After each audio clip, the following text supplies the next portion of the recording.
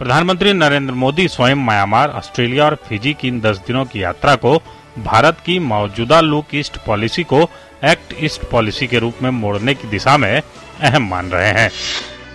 इन 10 दिनों की शुरुआत का बेहद अहम पड़ाव रहा म्यांमार, जहां आसियान और ईस्ट एशिया सम्मेलन पूर्वी देशों के साथ द्विपक्षीय और बहुपक्षीय संबंधों में गर्मजोशी फूंकने की दिशा में बेहद अहम माना जा रहा है। प्रधानमंत्री की म्यांमार दौरे की उपलब्धियों को देखते हुए जानकार इस पूरे दौरे को भारत की ओर से कल्चर यानी संस्कृति, कॉमर्स यानी वाणिज्य और कनेक्टिविटी यानी संपर्क सूत्र तलाशने की दिशा में बेहद अहम मान रहे हैं।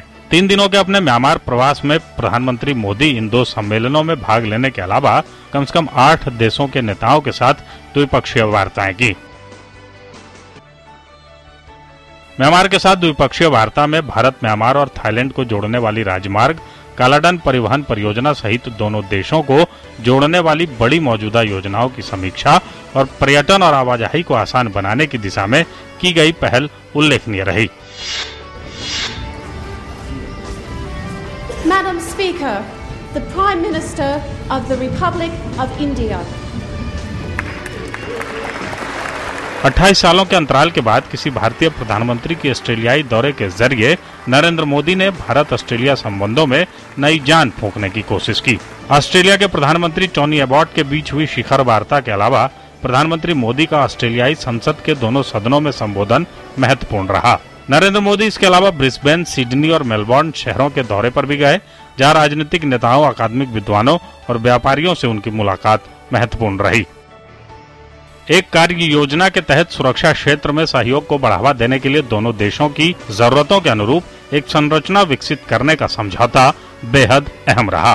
परमाणु डील में मौजूद बाधाओं को दूर करने के लिहाज से ऑस्ट्रेलिया द्वारा भारत को यूरेनियम की सप्लाई में बाधाओं को दूर करने का आश्वासन भारत की ऊर्जा जरूरतों के लिहाज से बेहद महत्वपूर्ण माना जा रहा है। ऑस्ट्रेलिया के युद्ध स्मारक पर जाकर शहीदों को श्रद्धांजलि देकर नरेंद्र मोदी ने दोनों देशों के बीच इतिहास के एक साझा पल को याद किया और विश्व युद्ध शताब्दी जैसे समारोह के जरिए साझा सैन्य इतिहास को जिंदा रखने के लिए प्रयासों को बढ़ाने पर सहमत हुए। इसी क्रम में नरेंद्र मोदी फिजी पहुंचे, जो 33 सालों बाद किसी भारतीय प्रधानमंत्री की पहली यात्रा है। नरेंद्र मोदी नवस्थापित फिजी की संसद को संबोधित करने वाले पहले भारतीय प्रधानमंत्री बने। फिजी के साथ संयुक्त बिजली परियोजना के लिए ऋण उपलब्ध कराने, सांस्कृतिक क्षेत्र में आदान प्रदान बढ़ाने और पर्यटन को बढ़ावा देने के लिए सहमति पत्र पर हस्ताक्षर सहित कुल 5 समझौतों पर हस्ताक्षर किए गए। चीन से लेकर सऊदी अरब तक द्विपक्षीय वार्ताओं के जरिए दोस्तों की ऐसी श्रृंखलाएं तलाशने की कोशिशें हुई जो भारत के सफर को अपने मित्रवत पहल के जरिए आसान बनाए। नई सरकार, नए जनादेश को वैश्विक मंच पर प्रधानमंत्री नरेंद्र मोदी की ओर से एक ऐसे ब्रांड के तौर पर प्रोजेक्ट करने की कोशिश हुई। मेक इन इंडिया मंत्र को इसी क्रम में वैश्विक मंच पर स्थापित करने की कोशिशें हुई। डिजिटल और स्पेस तकनीक में भारत की बढ़त को पूर्वी समूह के देशों के लिए उपलब्ध कराने के भारत के पहल को इसी रूप में देखा गया। अमेरिकी राष्ट्रपति बराक ओबामा के लिए Narendra Modi man of action बने, तो टेनी अवार्ड के लिए माय फ्रेंड नरेंद्र का विशेषण नरेंद्र मोदी की छवि के जरिए भारत का राजनय एक नई ताकत के रूप में उभरकर सामने आया।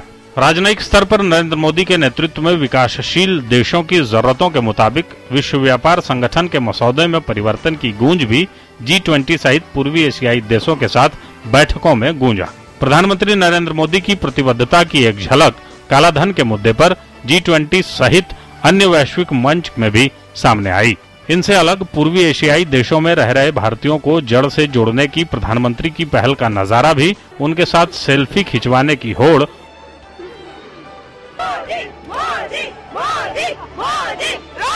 और कई जगहों पर मोदी मोदी की गूंज में सुनाई पड़ा। Business desk, DD news.